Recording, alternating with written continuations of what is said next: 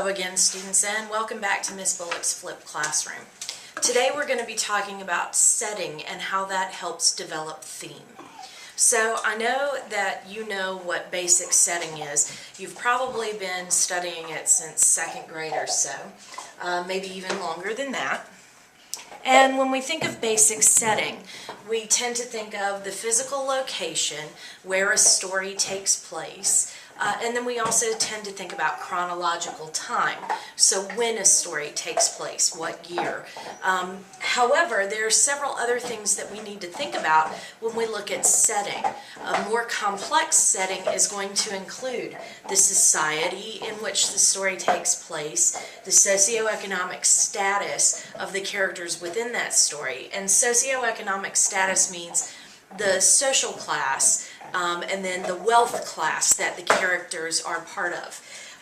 And then we also want to look at the power structure. Who holds the power within this society? Is it just a few? Is it the masses?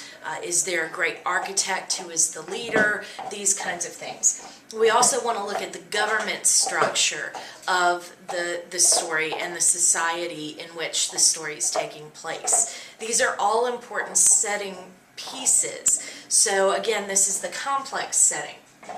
Now, when you start looking at how does the setting actually help to develop the theme, there are several questions that you're going to want to ask yourself in order to pull out what parts of the setting are going to develop that theme.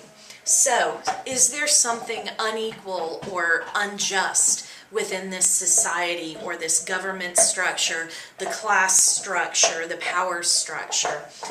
Is there something that seems too good to be true? That's often a key component. And then are there any rules or norms or expectations that seem wrong? And then also, what are the values of the society? What is it that the society places importance on?